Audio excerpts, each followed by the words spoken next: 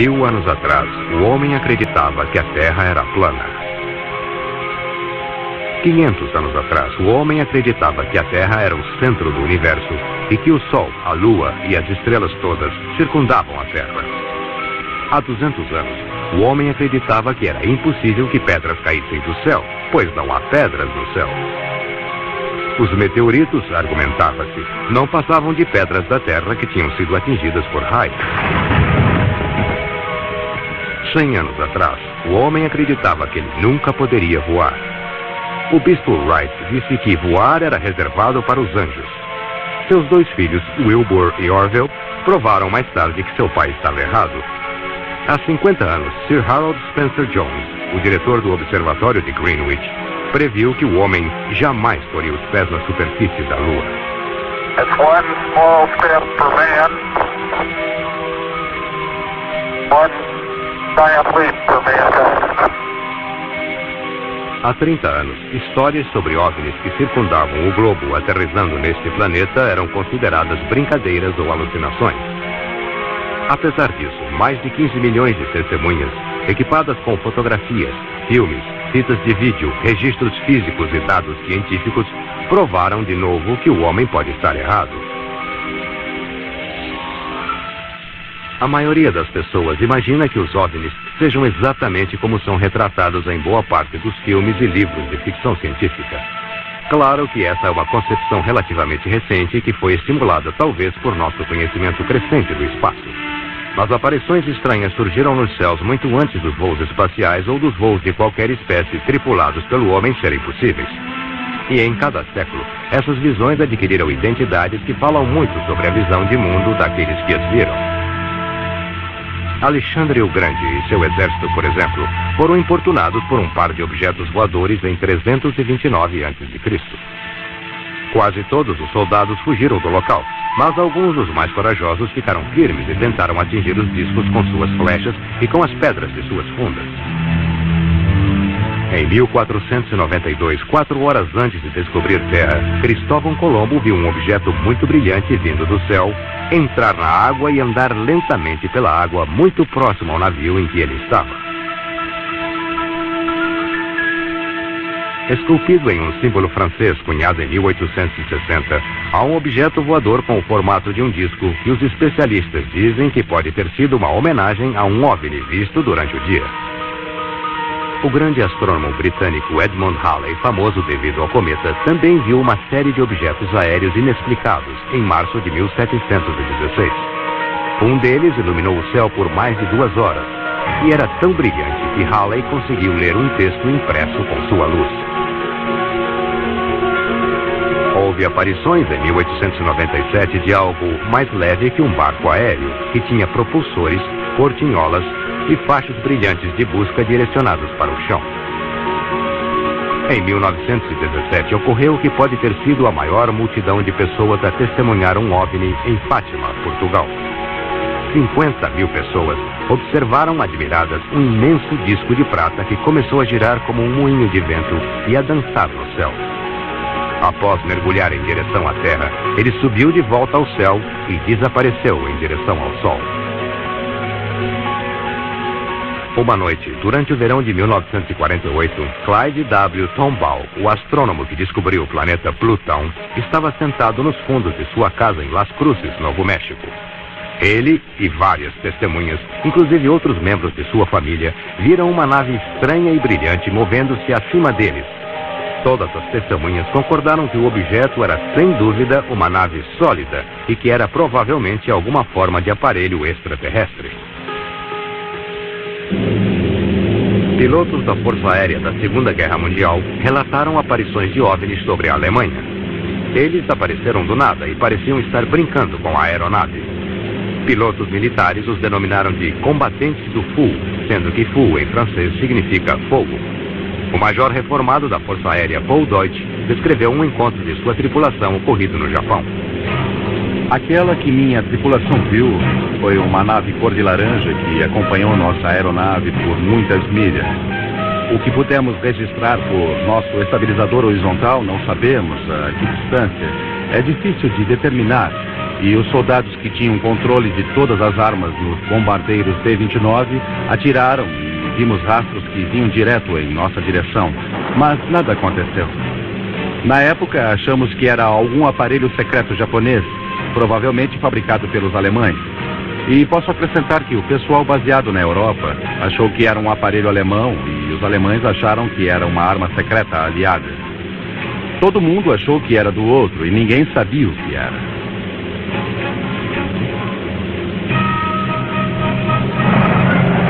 Em 5 de dezembro de 1945, um esquadrão de bombardeiros Vingadores Torpedo, com 14 membros experientes na tripulação, decolaram da estação naval aérea de Fort Lauderdale, na Flórida.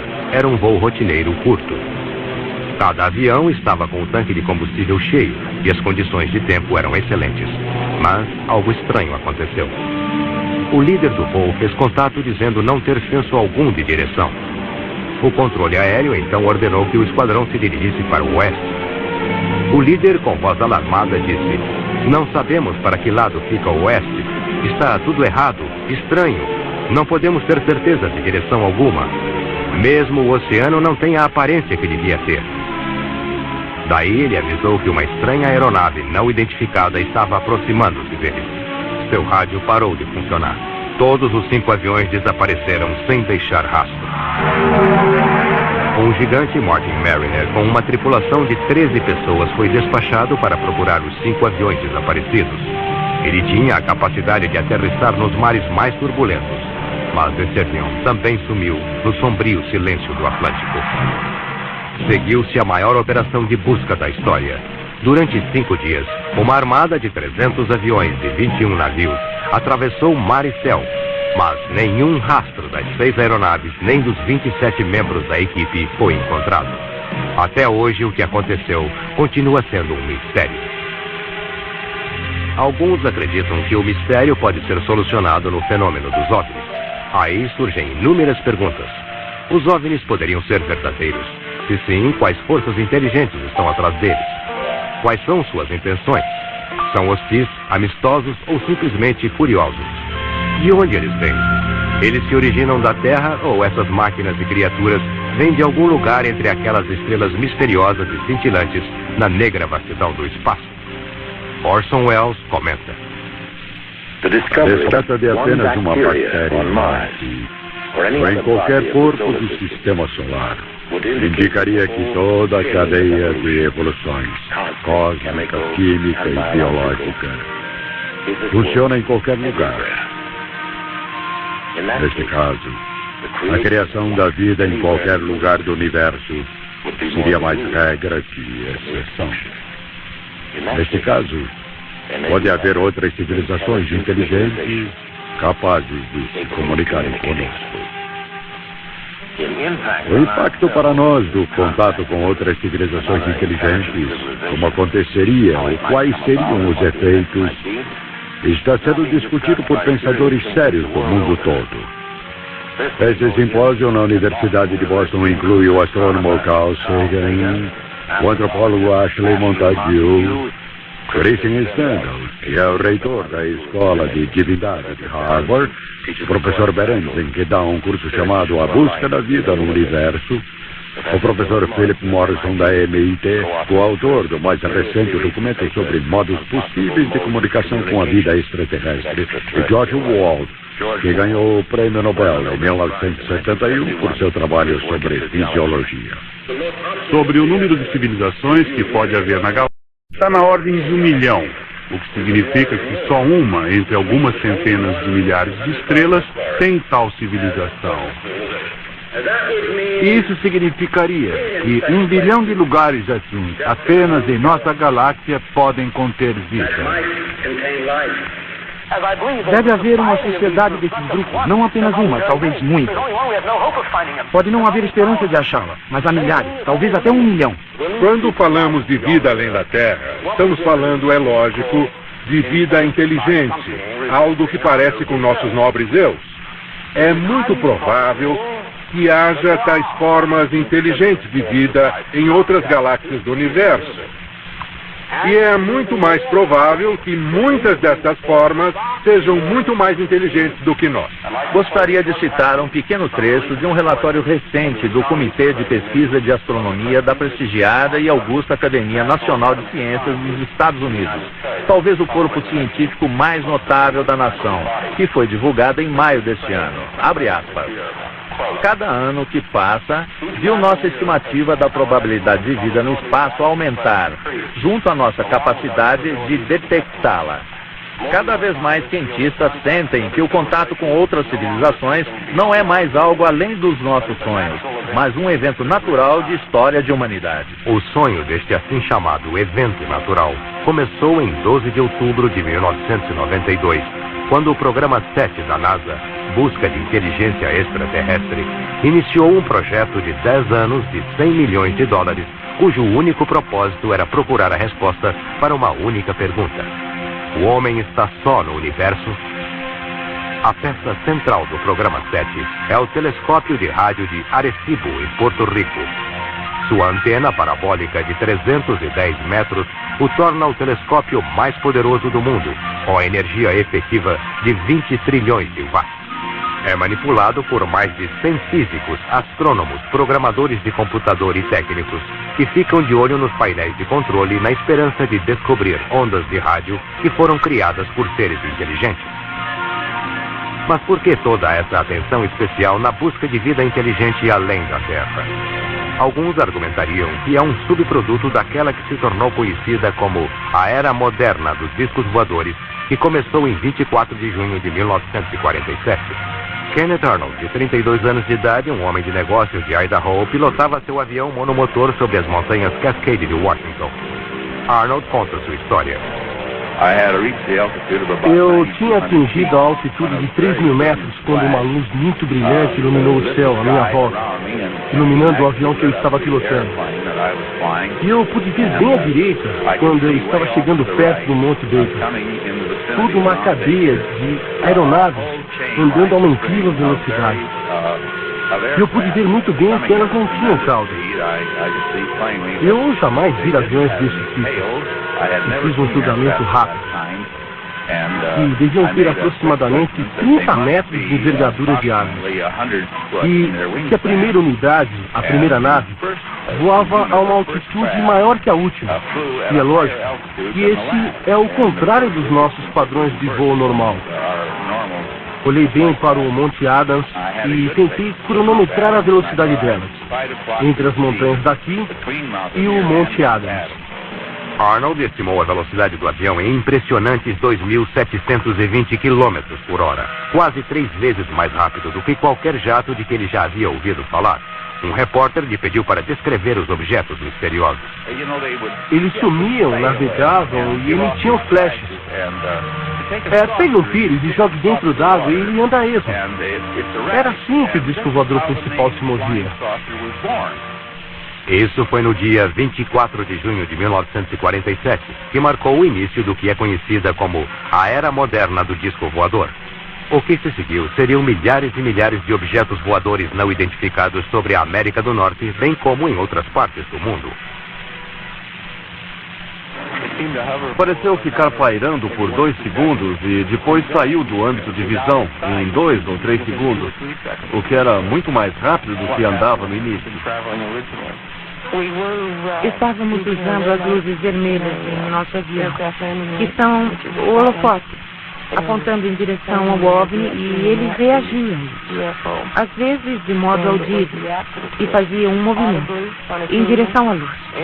Quando desligávamos a luz, ele voltava à sua direção original e ficava parado, de novo, mas ele reagia. Eu julguei que tivesse no mínimo 50 metros de altura. Tinha formato de disco voador, com uma cúpula alta e algo muito brilhante embaixo, com um acabamento como se fosse de porcelana. E eu recebi um choque tremendo pelo corpo todo. Meu cabelo ficou eriçado e eu tinha a sensação de eletricidade estática nos pelos dos braços e na minha cabeça. Pensei que fosse o dia do juízo final. Ele estava na frente da porta gritando para que eu saísse. Vamos sair antes que nos pegue. quando olhei, estava escuro como breu, e a essa altura, ele me segurava e gritava comigo, o que fez com que eu gritasse mais. Ele estava histérico, se é que posso explicar como eu estava.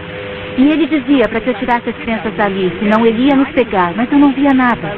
Olhei de novo e de repente vi uma luz brilhante, e ainda não sabia o que estava vendo. Sei que isso o assustou, mas quando vi o que ele estava olhando, achei melhor atendê-lo. Fui até o corredor, peguei minha filha e saí pela porta da frente.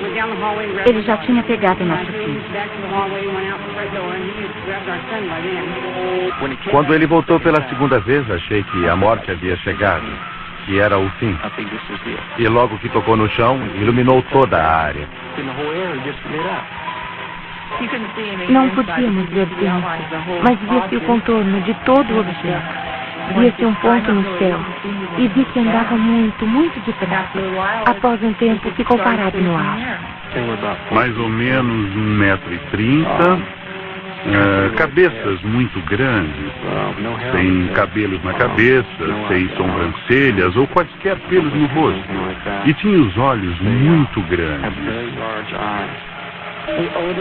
O cheiro mais forte eu senti quando os seres chegaram mais perto de mim. Eles me olharam. Não falamos verbalmente como estamos falando agora.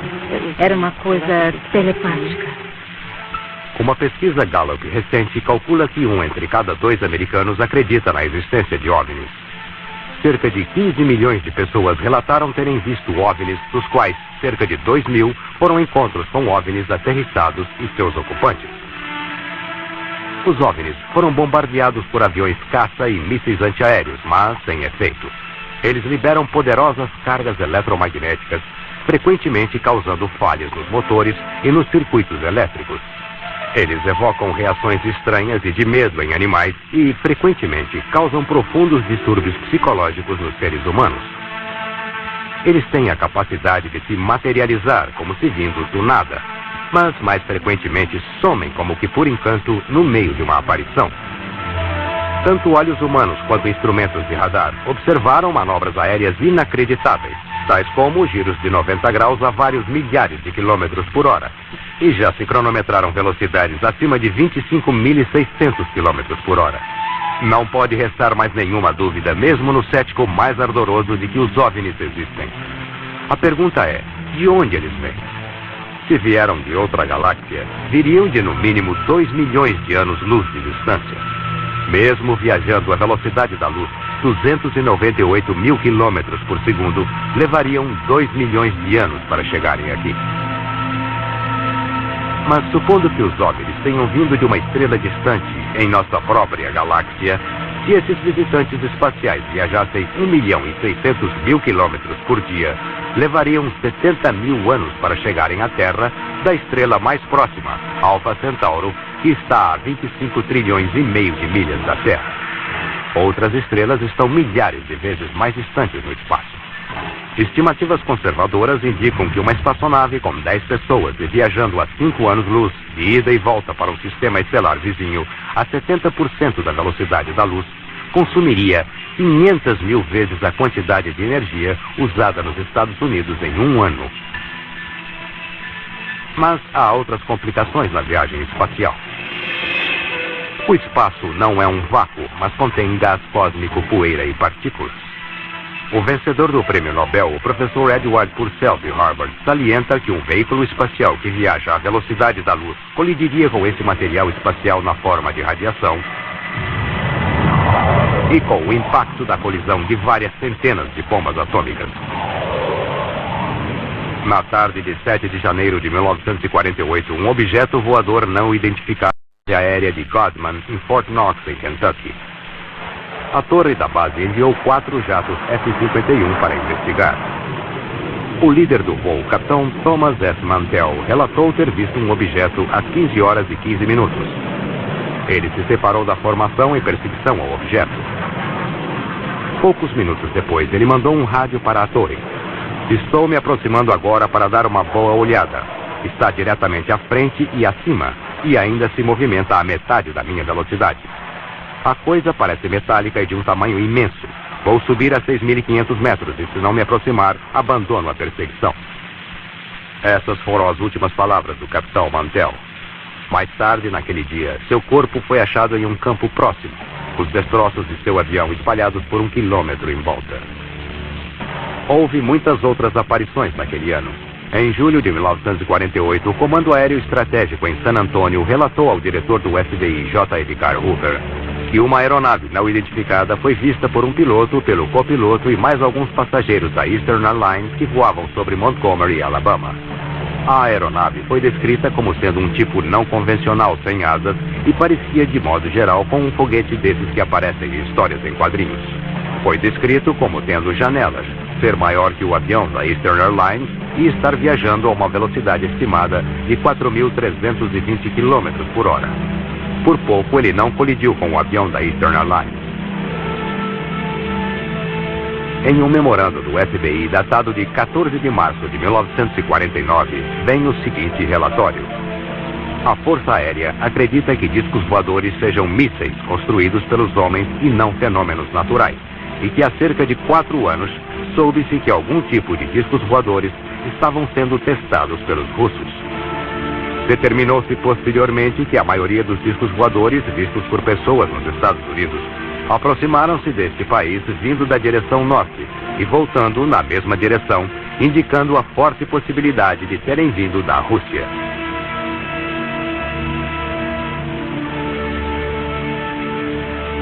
Na noite de 19 de julho de 1952, o controlador de voo Harry G. Barnes, no Aeroporto Nacional em Washington, D.C., captou 7 objetos que se moviam lentamente através de seu radar. Ele ligou para a Força Aérea de Andrews e soube que eles estavam vendo sinais luminosos idênticos em seu radar. 2 jatos F-94 puseram-se imediatamente a sondar os céus sobre Washington, onde eles não encontraram absolutamente nada. Assim que os jatos se afastaram, os sinais luminosos reapareceram nas telas do radar, permanecendo lá até o amanhecer.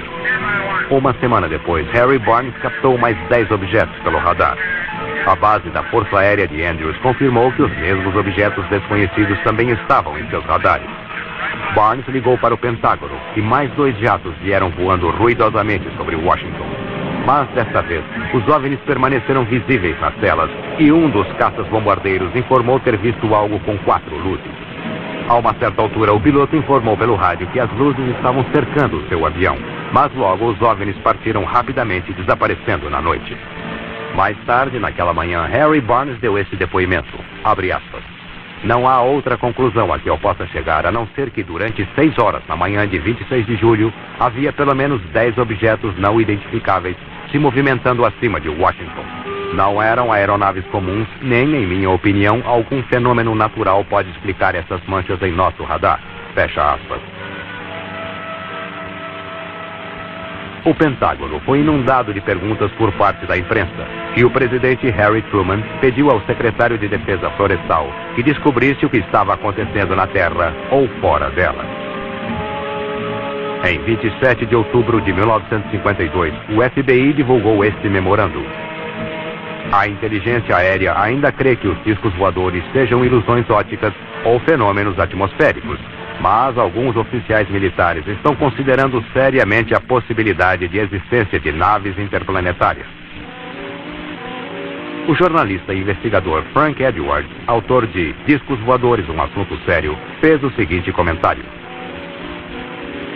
Esse é o comunicado de Frank Edwards. Se são reais ou não os discos voadores, oficialmente chamados de objetos voadores não identificados. Em 24 de dezembro de 1959, o inspetor-geral da Força Aérea notificou a todos os comandantes da base aérea que os discos voadores eram um problema sério. O governo dos Estados Unidos transmitiu ordens aconselhando os militares como reconhecer os OVNIs, como se comunicar caso os vissem e como lidar com seus fragmentos.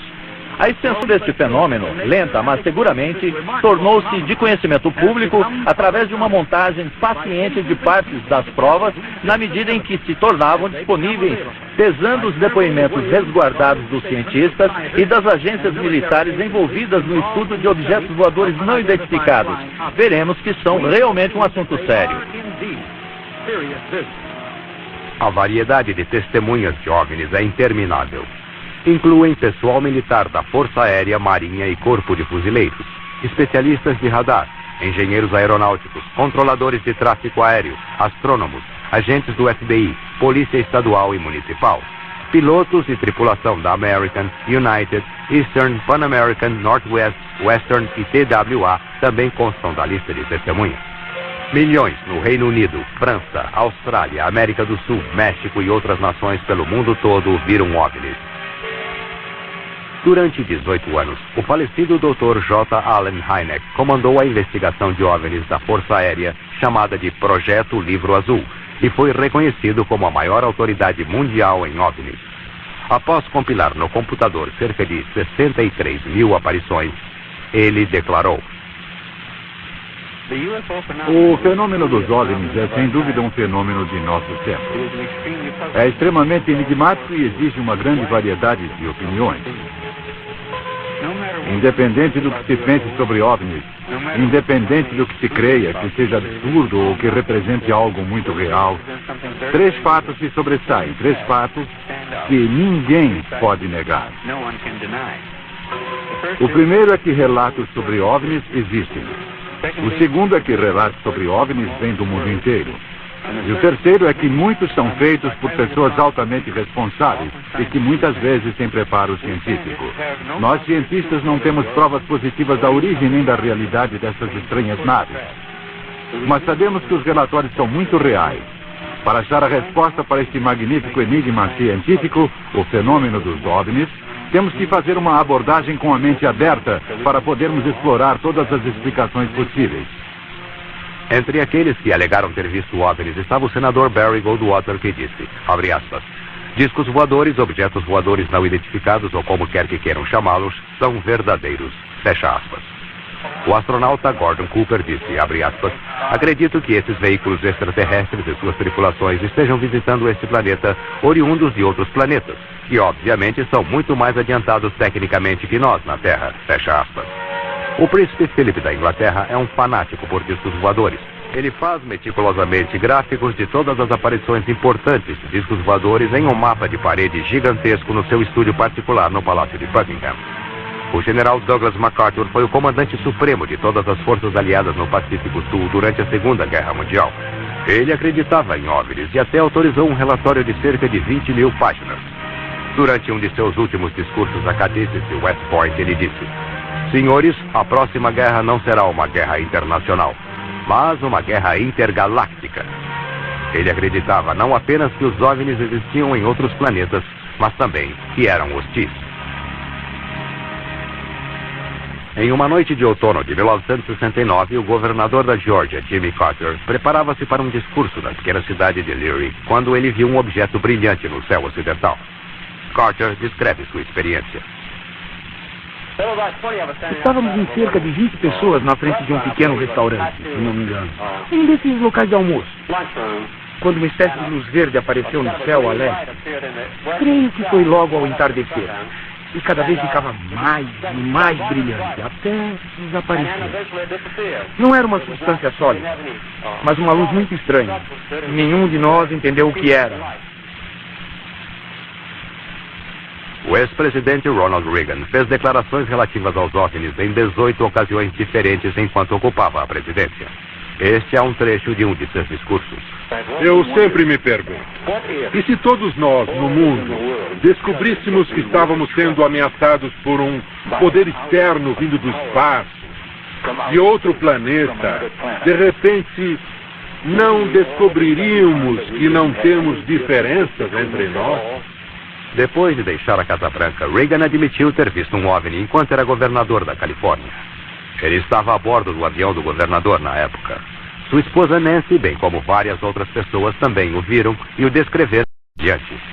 Eles o perseguiram por umas 300 milhas antes que ele desaparecesse do raio de visão do avião.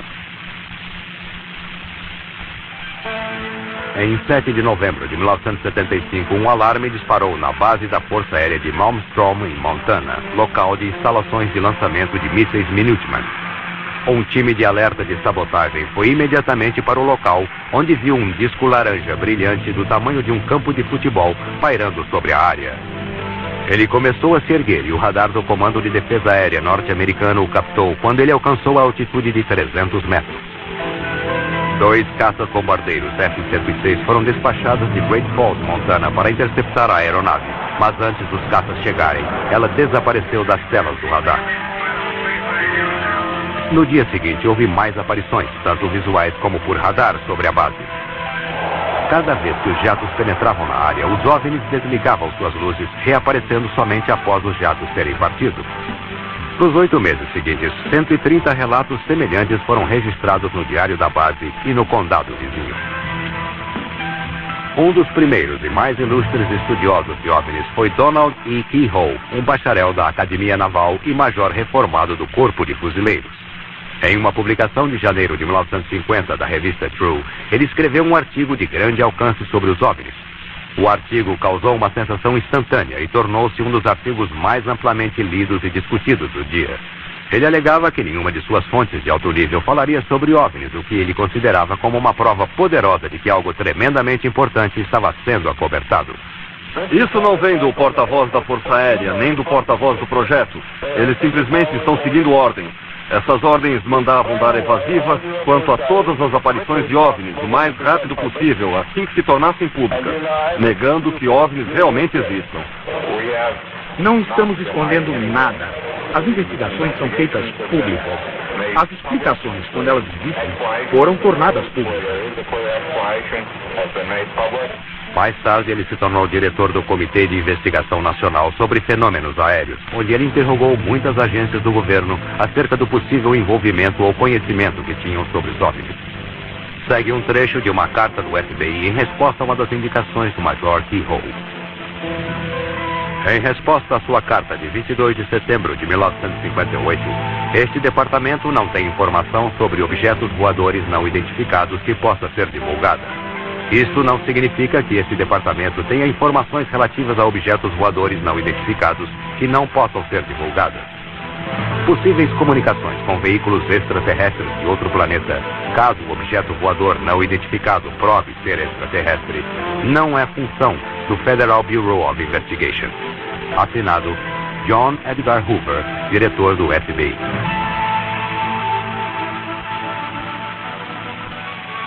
Há 6 categorias distintas de aparições. Encontros imediatos de primeiro grau, que se referem apenas à visão de um objeto não identificado. Encontros imediatos de segundo grau, que incluem tanto a aparição do OVNI, como também a prova tangível da aeronave ter passado pelo local, tal como marcas no chão, queimaduras na grama ou interferências em circuitos elétricos. Encontros imediatos de terceiro grau, que é o confronto direto com um ser ou entidade espacial, às vezes chamado de humanoide. Encontros imediatos de quarto grau envolvem a alegação de sequestro, onde pessoas afirmam terem sido involuntariamente levadas a bordo de um OVNI, geralmente para propósitos experimentais. Encontros imediatos de quinto grau envolvem contatados, ou pessoas que afirmam estarem em contato pessoal com entidades de OVNIs, geralmente por meios metafísicos ou ocultos.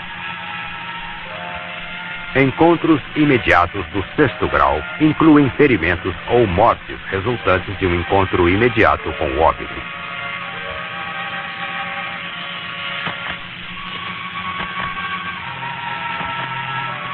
Uma das maiores ondas de aparições de OVNIs na história moderna ocorreu em 1965, com mais de 500 casos relatados durante apenas os meses de verão.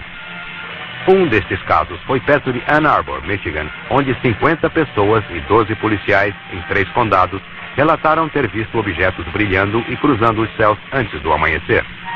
Naquela noite, 87 alunas do Hillsdale College, perto de Ann Arbor, viram um objeto voando e emitindo luzes brilhantes por um período de cerca de 4 horas. A revista Life disse: chamem-nos como quiserem, discos voadores, objetos voadores não identificados ou ilusões óticas. Eles estão de volta e foram vistos por mais pessoas que nunca. Na semana passada, as manifestações pareciam quase ter alcançado as proporções de uma invasão. Em Washington, o líder da minoria da Câmara dos Deputados, Gerald Ford, solicitou uma investigação minuciosa. Assim, as primeiras audiências do Congresso sobre os OVNIs começaram com uma sessão de portas fechadas em 5 de abril de 1966. chegaram à conclusão de que uma universidade importante receberia a tarefa de pesquisar os fenômenos dos OVNIs. A tarefa foi dada à Universidade do Colorado, e Edward Condon, professor de física, seria o diretor do grupo. Após muitas pesquisas, um relatório de 1.465 páginas foi elaborado por 36 autores a um custo de mais de $500 mil. O relatório foi sumariado na seção intitulada de Conclusões e Recomendações. Ele afirma que nossa conclusão geral é que nada surgiu do estudo de OVNIs nos últimos 21 anos que acrescentasse alguma coisa ao conhecimento científico. Uma consideração cuidadosa dos registros nos leva a concluir que amplos estudos posteriores sobre OVNIs provavelmente não se justificam em caso de haver a expectativa de que através deles ocorram avanços da ciência. Em 17 de abril de 1966, os xerifes Dale Spower e Wilbur Neff acabavam de investigar um acidente quando perceberam um objeto luminoso a 300 metros acima do chão, a leste de Ohio. Eles então começaram uma perseguição a uma velocidade de aproximadamente 135 km por hora. Um terceiro policial, Wayne Houston, estava ouvindo o rádio e se juntou à perseguição. 126 quilômetros depois, eles pararam em um posto de gasolina para abastecer, onde encontraram o patrulheiro Frank Panzanella, que também estava atrás do OVNI. Os policiais ficaram juntos, olhando o objeto pairar a leste. A essa altura, o objeto dirigiu-se para cima em grande velocidade e desapareceu. O projeto Livro Azul foi chamado para investigar. A versão oficial da Força Aérea foi de que ao menos 5 policiais experientes, um deles um veterano de tripulação aérea, realizaram uma perseguição veloz de muitas horas ao planeta Vênus.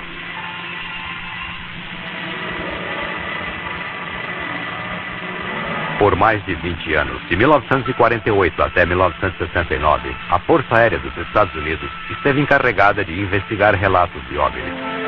O primeiro estudo estabelecido em 1948 foi chamado de Projeto Signo. Suas conclusões foram que os OVNIs eram reais e calculavam que eles fossem aeronaves interplanetárias. O Pentágono censurou o relatório, acusando-o de uma fantasia de ficção científica. O próximo relatório, chamado de Projeto Relutante, foi criado no início de 1949 e devia ser realizado em segredo. Os críticos dessa investigação se queixavam de que a Força Aérea queria controlar toda a pesquisa sobre os OVNIs e que sua autoridade superior parecia negar ou dar explicações vagas a todas as aparições. O projeto Relutante não durou muito e foi dissolvido oficialmente em dezembro de 1949. No entanto, houve muitos relatos recentes sobre aparições de OVNIs no Novo México e assim a Força Aérea lançou um novo estudo conhecido como Projeto Vislumbre. Um posto de observação foi montado no Novo México e foi equipado de câmeras, telescópios e outros equipamentos ópticos. Eles esperaram e após um ano de frustração a Força Aérea eliminou o Projeto Vislumbre. Não foi muito tempo depois que o governo começou com uma nova política de cooperação com a imprensa, divulgando informes regulares sobre aparições e investigações. Isso foi seguido por um ano explosivo de cerca de 1.500 relatos e investigações. A Força Aérea estabeleceu então uma força-tarefa denominada de Projeto Livro Azul, que iria se tornar o estudo mais sistemático feito pela Força Aérea. As testemunhas receberam um questionário de 8 páginas, fotografias foram analisadas e entrevistas de campo foram conduzidas. Investigadores monitoraram voos de aeronaves e checaram relatos de tempo. No total, a equipe do Projeto Livro Azul eliminou relatos sobre OVNIs que eram brincadeiras óbvias ou os que podiam ser atribuídos a fenômenos naturais. No entanto, para os casos que continuaram sem solução, os investigadores tinham duas escolhas: admitir que falharam na identificação do objeto ou dar qualquer explicação remotamente viável. O Projeto Livro Azul foi eliminado em 1969. Ele concluía que pouco, se é que alguma coisa, originou-se do estudo dos OVNIs e que a explicação menos provável sobre os OVNIs é extraterrestres por seres inteligentes. Na noite de 25 de outubro de 1973, um jovem fazendeiro da Pensilvânia, Stephen Pulaski, e no mínimo 15 outras testemunhas viram um objeto brilhante pairando sobre um campo perto deles. Stephen agarrou seu rifle e foi investigar. Foi então que ele notou algo andando perto da cerca. Eram cabeludos e estavam armados. Tinham olhos esverdeados e profundos e havia um cheiro de borracha queimada. Stephen sentiu que aquelas criaturas não eram amistosas e atirou um projétil luminoso sobre suas cabeças. E como elas continuassem a se aproximar, ele atirou diretamente em uma delas. As criaturas então desapareceram no bosque e o objeto brilhante sumiu do campo instantaneamente. Os pesquisadores de OVNIs, assim como tropas estaduais, foram chamados para investigar. Quando eles chegaram, foram informados de que Stephen andava rosnando como um animal e sacudindo os braços. O seu próprio cão correra para cima dele e Stephen o atacara. Stephen sofreu um colapso e depois de um tempo começou a recobrar a razão. Todo o grupo comentava sobre o odor repugnante que havia, parecido com enxofre. Uma das mais antigas referências a uma espaçonave é provavelmente a que foi achada em uma narrativa egípcia de 1500 anos antes de Cristo. Uma das características dessa nave era a de emanar um odor fétido.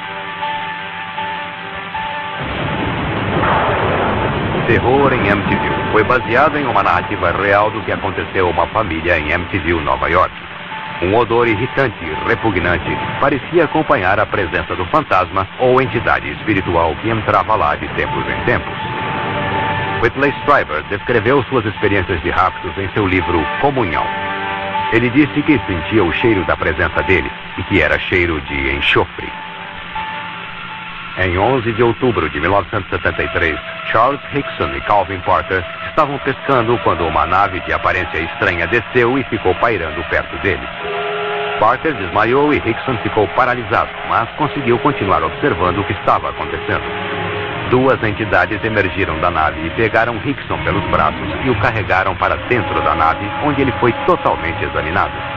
Depois, ele foi levado de volta para onde estavam pescando às margens do rio. Quando os dois pescadores foram à delegacia contar sua história, eles foram interrogados e depois deixados a sós em uma sala que tinha um microfone escondido. A gravação da conversa deles revelou que ambos estavam muito assustados com a experiência. O trauma emocional fora tão grande para Parker que depois que Hickson saiu da sala, ele começou a orar. Ele acabou tendo um colapso nervoso como resultado da experiência.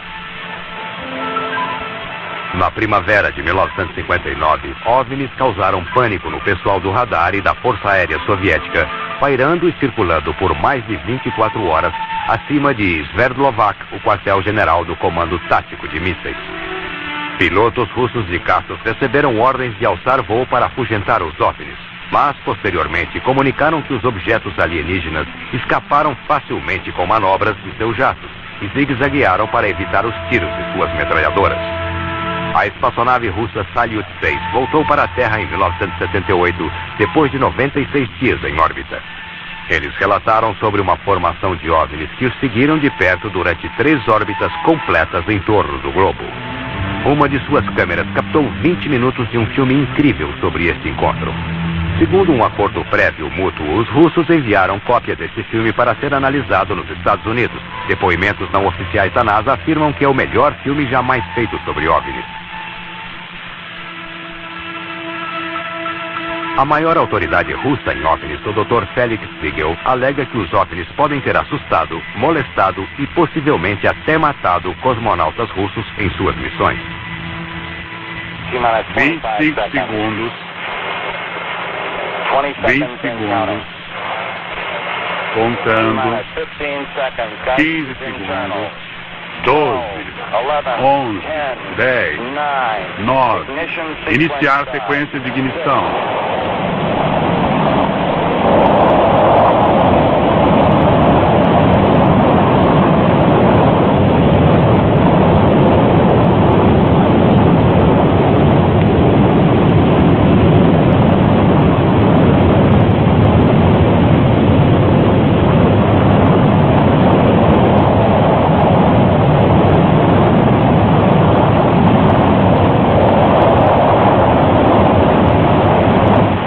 Em pelo menos 6 missões espaciais, astronautas dos Estados Unidos encontraram OVNIs.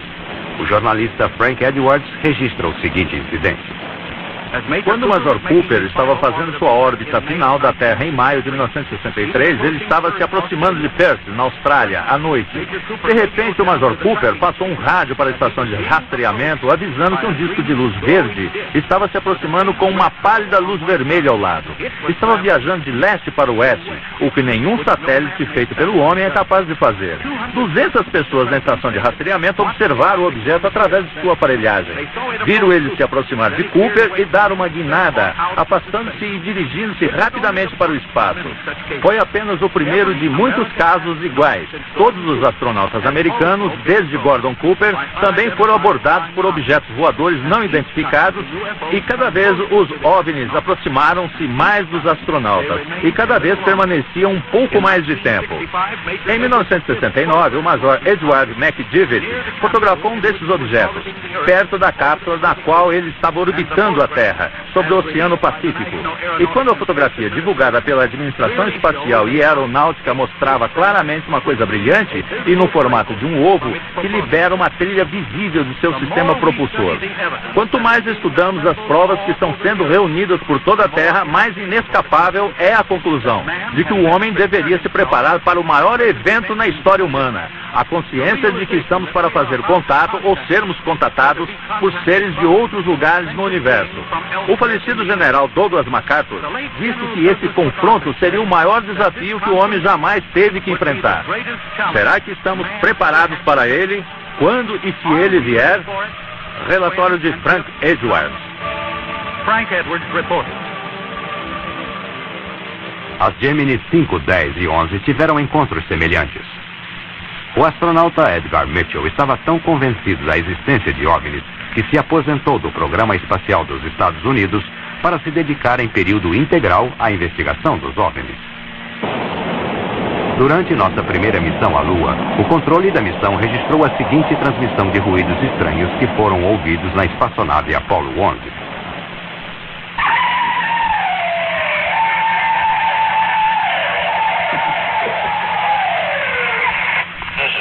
É isso, controle. Não sabemos o que é. Ouvimos ruídos estranhos vindos da Apollo 11. Se é que é da Apollo 11. Talvez devêssemos checar depois com a missão para saber o que são esses ruídos estranhos.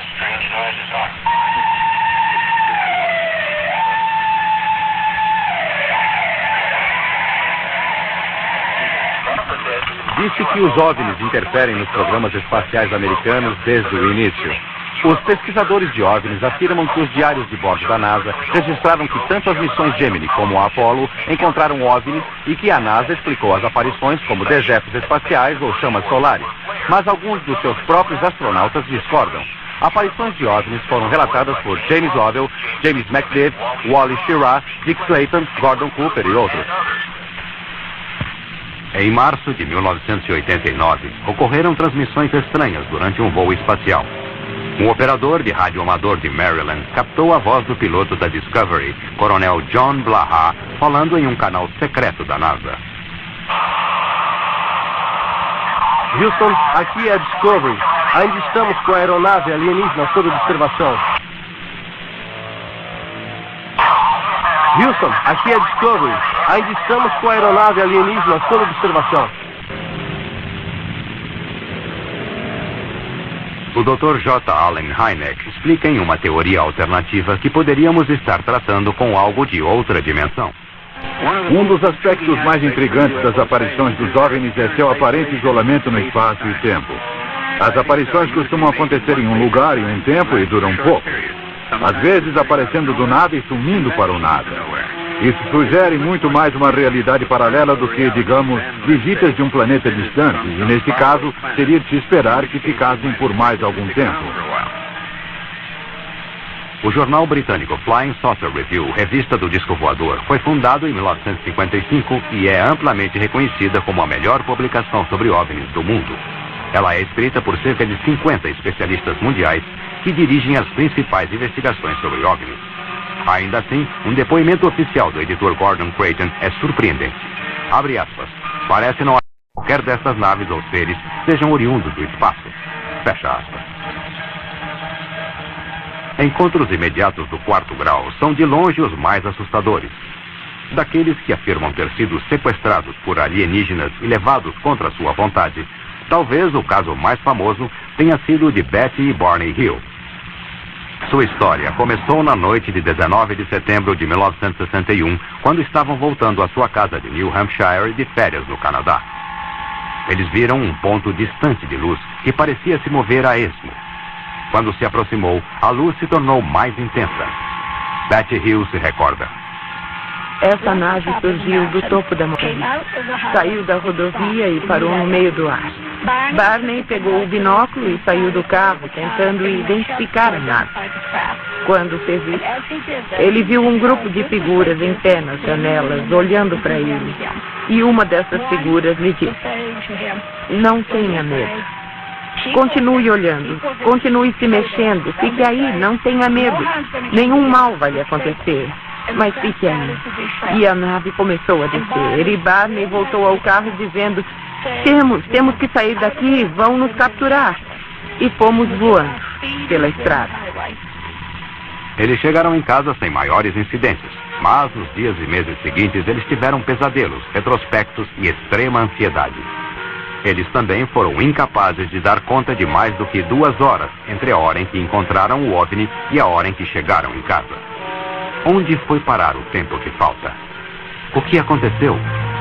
Eles procuraram um psiquiatra e, através de hipnose, Betty e Barney Hill narraram uma história muito mais estranha do que aquela que tinham escondida em suas mentes conscientes. Pisamos no breque e o motor do carro parou. Eles se separaram. Veio um de cada lado e nos tiraram para fora. Levaram-nos por um caminho pelo bosque e levaram-nos a bordo. Fizeram um exame físico em nós. Fomos sequestrados. Betty Hill lembra-se de conseguir fornecer uma descrição detalhada de seus sequestradores alienígenas. Eles eram todos baixos. O líder, eu diria, tinha a minha altura, um pouco mais alto que eu. Eu tenho 1,50 m. Era careca, não tinha cabelo, não tinha sobrancelhas, nem cílios e sem lobos de orelha. Sem orelhas, pelo que me lembre. Olhos muito grandes, nariz achatado e pequeno e lábios finos. Betty Hill disse que eles estavam muito interessados na sexualidade humana e que eles se comunicavam através de uma forma de telepatia que parecia uma voz alta e clara dentro de suas cabeças. Bud Hopkins escreveu vários livros sobre OVNIs, inclusive O Tempo que Faltava e Os Intrusos. Ele é um dos maiores especialistas em casos de sequestro, também conhecidos como encontros imediatos do 4º grau. Agora chegamos à conclusão que, com sequestros, há envolvimento com seres humanos, que este é o centro de todo o fenômeno OVNI. E, na realidade, quando as pessoas veem OVNIs, é muito possível que elas estejam vendo algo que está a caminho ou chegando de um sequestro. Eles não estão apenas voando, estão profundamente interessados nos seres humanos. Whitley Strieber afirma ter sido sequestrado por seres alienígenas em mais de uma ocasião e escreveu sobre suas experiências no seu livro best-seller Comunhão. Desde que escrevi Comunhão, recebi cerca de 55 mil cartas de pessoas que acham que coisas semelhantes aconteceram com elas. E ainda continuo recebendo 200 por semana. A Fundação dos Intrusos e o Fundo para a Pesquisa de OVNIs mostra que 1 entre cada 50 adultos americanos, 3.700.000 pessoas, indicam que podem ter tido uma experiência de sequestro com um objeto voador não identificado. Eu me lembro que minha mãe foi levada em um jipe e eu estava lá e eu fui levada por um OVNI. Havia uma luz de raio que descia e eu fui levada pelo raio para dentro da nave. Essas experiências parecem loucas, impossíveis segundo a nossa física. E com frequência usamos hipnose para ajudar a vir à tona todas as lembranças.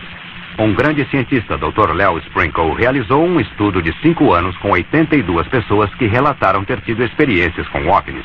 A maioria era capaz de reviver a experiência através de hipnose, e todas sofreram graves distúrbios psicológicos depois. Eles afirmavam ter sido levados para dentro de naves espaciais e terem sido examinados por humanoides que comunicavam mensagens telepáticas a eles. Dave Hunt é um jornalista e investigador que escreveu 18 livros. Sua pesquisa e especialidade em consultas o levam pelo mundo todo. Na Universidade de Cal State, Long Beach, esqueci os nomes dos cientistas que trabalharam nisso. Isso faz muitos anos. Eles pesquisavam e pegavam pessoas a esmo. Eu sei que vai dizer que todo mundo foi sequestrado. Eles pegavam as pessoas a esmo, e quem não tinha ideia, nem indicação de que tinha sido sequestrado, eles os hipnotizavam. Elevavam a um estado de relaxamento profundo. Depois sugeriam que estavam sendo abordados por OVNIs e pediam que os descrevessem. A descrição deles era a mesma que a dos outros. Eles sugeriam que estavam sendo levados a bordo e perguntavam como eram as entidades e davam descrições semelhantes. E depois diziam que estavam sendo levados a bordo e perguntavam: o que está acontecendo com você? E eles diziam: estamos passando por um exame médico. Em seu livro Segredos dos OVNIs, o ufologista Don Elkins fez a seguinte observação: descobri que algumas pessoas alcançam o fenômeno de contato simplesmente sendo hipnotizadas. E a mesma mensagem geral permeia cerca de 90% das milhões de palavras recebidas por milhares de pessoas no mundo todo. Ninguém sabe o que é hipnose, ninguém sabe o que acontece na mente. É um estado de consciência alternativo como que os yogis e médicos feiticeiros praticam. Ele relaxa a conexão normal entre seu espírito e seu cérebro. E é claro que se o hipnotizador puder controlá-lo, fazer todos os tipos de sugestões, fazer você pensar que estão acontecendo coisas que não estão acontecendo, fazer com que você pense que tem poderes que não tem, experiências que não tem, até implante de memória. Outros seres, se é que existem outras mentes lá fora, poderiam fazer a mesma coisa. Sir John Eccles, vencedor do Prêmio Nobel por sua pesquisa sobre o cérebro, descreve-o como uma máquina que um fantasma pode operar. O que ele quer dizer com isso é que o seu espírito opera seu cérebro em um estado normal de consciência. Em um estado alterado, alcançado na yoga, meditação transcendental e hipnose, você relaxa a conexão normal entre seu espírito e seu cérebro. Isso permite que o outro espírito, outras entidades, outras mentes se interponham e comecem a admoestar os neurônios em seu cérebro, criando um universo de ilusão. Eu acredito que seja demoníaco. Eu acho que todas as provas indicam isso. Sou hipnoterapeuta. Ah, muito interessante. E assim pude fazer hipnose por muitos anos e tenho conseguido naturalmente chegar a um transe muito profundo. E pude fazer isso sozinho. E foi assim que aconteceu. Eu fui fazer um curso. Disseram-me que eu seria uma transmissora e eu sempre pude... Ah, desculpe, o que é isso? Alguém que é capaz de entrar em transe e permitir que espíritos falem através dele. Ok. Algumas pessoas afirmam que, permitindo ser colocadas em transe hipnótico, elas estão agindo como um aparelho de transmissão, através do qual um ser extraterrestre pode falar. Eis aqui uma amostra de uma destas mensagens. Viemos da Confederação Interplanetária dos Sistemas Solares e nosso propósito é ajudar nosso irmão homem no planeta Terra para o início da nova era. O mestre que foi conhecido por vocês como Jesus conseguiu usar muitas habilidades mais do que as pessoas desse planeta. Infelizmente, o homem sobre o planeta Terra interpretou mal o significado da vida deste homem. Ele não era diferente de nenhum de vocês. Ele simplesmente era capaz de lembrar de certos princípios. Esses princípios podem ser compreendidos por qualquer um a qualquer hora. É necessário apenas que você se disponha para nosso contato através da meditação, a fim de começar a compreender de novo o que é de vocês por direito. A verdade da criação e a verdade de sua posição nela. Vós não sabeis que sedes deuses? Ficamos intrigados, às vezes, pela incapacidade das pessoas em geral deste planeta de serem despertadas para essa simples verdade. Achamos que o estado de hipnose trazido pela evolução do pensamento das pessoas desse planeta é tão grande que é necessário que ele mantenha uma consciência constante de sua natureza espiritual através da meditação. O homem está agora em um período transitório, antes do amanhecer da nova era. Com paz, amor, irmandade e compreensão por parte do homem, ele verá uma grande nova era surgir. Em seu livro, A Peregrinação do Disco Voador, Brian Reeves resume seus achados nesta declaração. A partir de nossa análise, os ensinos dos seres espaciais parecem apoiar muitos dos princípios ensinados na filosofia oriental pelos profetas do Extremo Oriente. O pesquisador de OVNIs, John Weldon, faz a seguinte pergunta. É possível pensar que, literalmente, milhares de extraterrestres genuínos voariam milhares de anos-luz simplesmente para ensinar a filosofia da nova era, negar o cristianismo e apoiar o oculto? E por que as entidades, na verdade, se apossam e habitam pessoas, como fazem os demônios, se forem realmente extraterrestres evoluídos?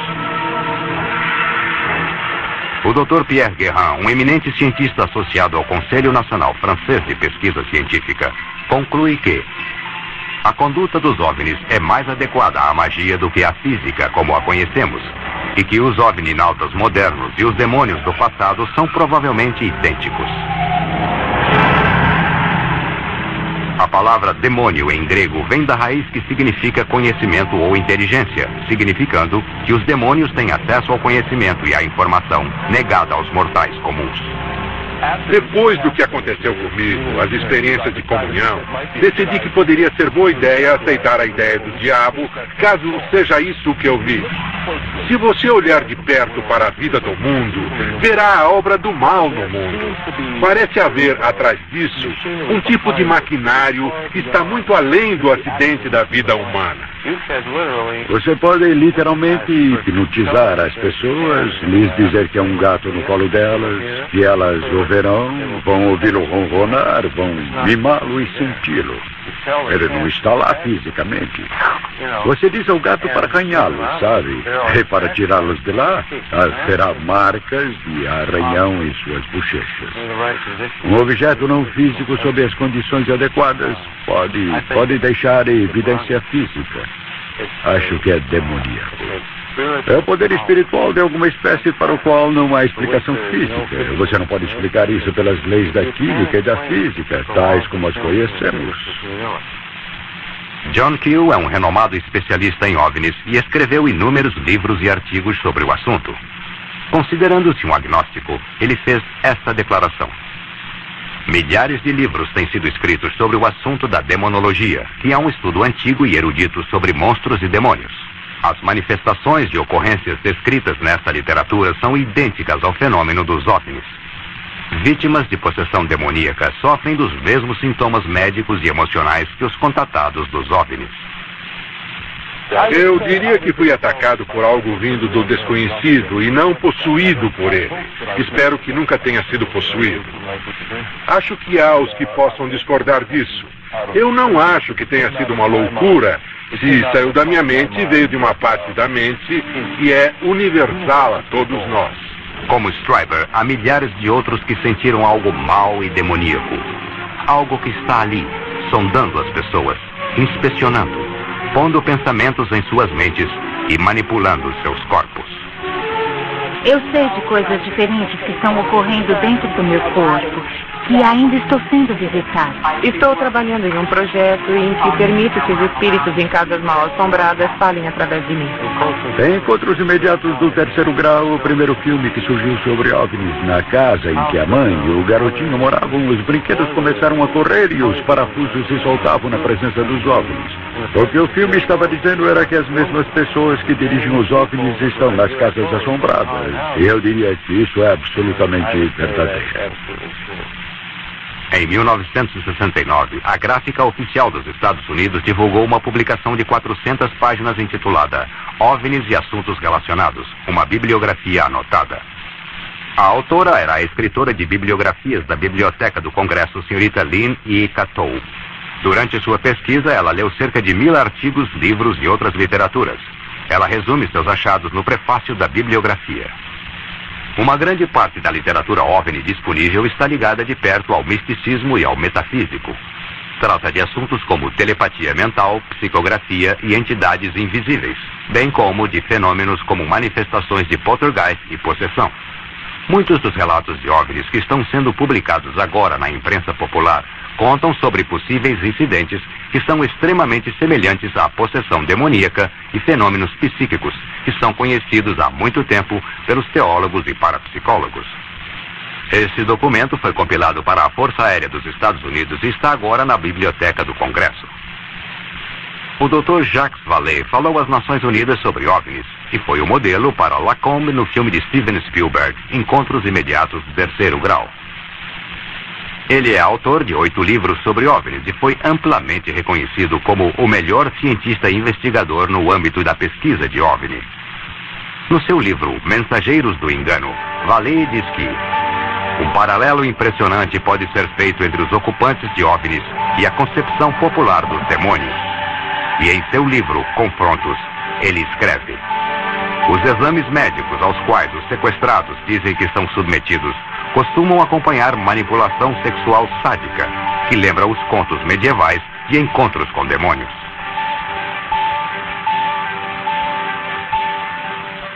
Ele também fez esta declaração: eu acredito que quando falamos em aparições de OVNIs como visitas espaciais, estamos considerando o fenômeno pelo nível errado.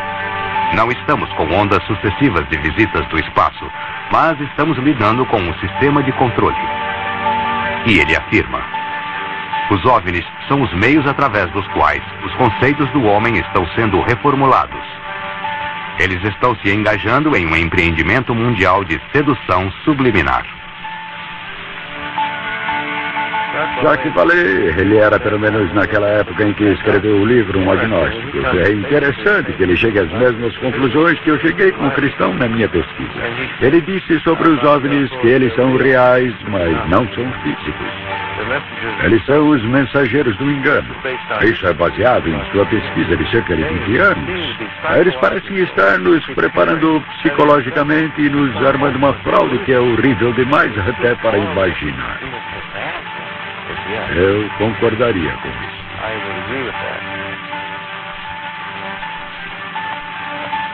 O Dr. I.D.E. Thomas vem de uma longa linhagem de pastores galeses. Ele é atualmente o pastor titular da primeira igreja batista de Maywood, Califórnia, e escreveu vários livros que tiveram ampla circulação. No seu livro, A Conspiração Ômega, o Dr. Thomas explica os fenômenos de objetos voadores não identificados e oferece uma explicação que poderia identificar seres que os operam. Por mais incrível que essa explicação possa parecer, pensemos no antigo ditado de Heráclito, que há 500 anos antes de Cristo disse: por ser às vezes tão inacreditável, a verdade deixa de ser conhecida. A resposta a tudo isso e a solução deste enigma cósmico pode ser achada no antigo livro de Gênesis. No capítulo 6 contam-nos um evento realmente surpreendente e bizarro. Os filhos de Deus viram as filhas dos homens e viram que eram lindas. E sentiram luxúria por elas. E casaram-se com elas e tiveram filhos com elas. Nos últimos 500 anos, a maioria dos eruditos, inclusive os evangélicos, interpretaram os filhos de Deus como os bons filhos de Sete, e as filhas dos homens como as filhas más de Caim. Eles adotaram essa interpretação porque a outra é muito bizarra e estranha. A interpretação antiga e, na minha opinião, a correta, é que os filhos de Deus eram seres demoníacos, anjos caídos, e que desceram à terra e sentiram luxúria pelas filhas dos homens, casaram-se com elas e produziram esta progenie surpreendente, essa progenie híbrida dos Nefílias. E a própria palavra Nefílias não significa gigantes, vem da raiz Nefal, os caídos. Os antigos pais cristãos, nos primeiros 4 séculos, homens como Irineu, Tertulian, Ambrose, durante 400 anos não conheceram outra interpretação, exceto que a de que os filhos de Deus eram seres angélicos. Joséfos, um historiador judeu cosmopolita, diz o mesmo. Lemos isso no livro de Jó, que quando Deus fez a fundação da terra, os filhos de Deus gritaram de alegria. É óbvio que os filhos de Deus não podiam ser seres humanos se não tivessem sido criados por eles. Se esse fosse o caso de casamentos mistos entre homens bons e mulheres más, é na verdade surpreendente que Deus tenha feito o julgamento que ele fez. Deus tomou a si a ação de acabar com a raça humana. E a única família que foi deixada intacta para restabelecer e repovoar um novo mundo foi a família de Noé. Soubemos que Noé era perfeito em suas gerações. A palavra perfeito não significa, neste caso, moralmente perfeito, pois sabemos da história de Noé, especialmente pelo que aconteceu depois do dilúvio, que Noé não era perfeito. Isso significa, então, que como o bezerro para o sacrifício pascal, esse bezerro tinha que ser imaculado, fisicamente puro, sem máculas. Esse parece ter sido o caso de Noé. A única família que permaneceu não contaminada por esses seres estranhos que apareceram do espaço. A única linha que era pura e limpa do ponto de vista de Deus para começar um novo mundo e uma nova civilização. Jesus disse: como nos dias de Noé, assim será nos dias da vinda do Filho do Homem.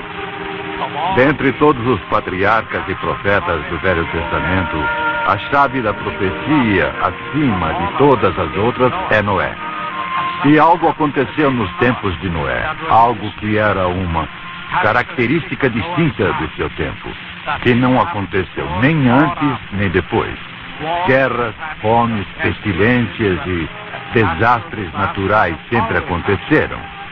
Mas algo aconteceu nos dias de Noé, e foi a mais sinistra e bizarra de todas as coisas que aconteceram, que foi o casamento misto entre a raça angélica e a raça humana.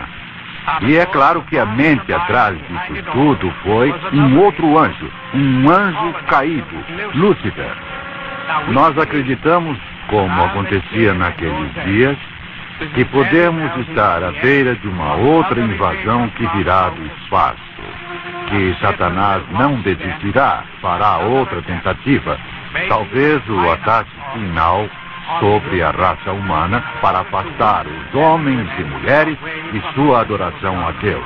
Se ele tentou antes, inevitavelmente tentará de novo, seduzindo a raça humana, enviando essas assim chamadas entidades do espaço, seres demoníacos.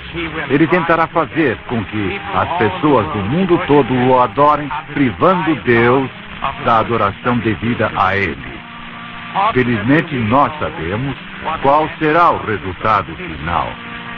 Mas esse ataque final ao ômega, que virá no fim dos tempos, poderá provocar a volta de Jesus Cristo para salvar os seus. Satanás falhou antes e a Bíblia prevê que ele falhará de novo. Sabemos enfaticamente pelas palavras de Deus que o reino deste mundo vai se tornar o reino de nosso Deus e de seu Cristo. Satanás fará a tentativa, mas nosso Deus é maior que tudo, e é Ele que está no mundo. Satanás em pessoa se mascara como sendo um anjo da luz. 2 Coríntios, capítulo 11, versículo 14. A vinda do que não segue a lei estará de acordo com o trabalho de Satanás, exibido em todos os tipos de falsos milagres, sinais e maravilhas, e em todo tipo de mal que engana aqueles que estão perecendo. 2 Tessalonicenses, capítulo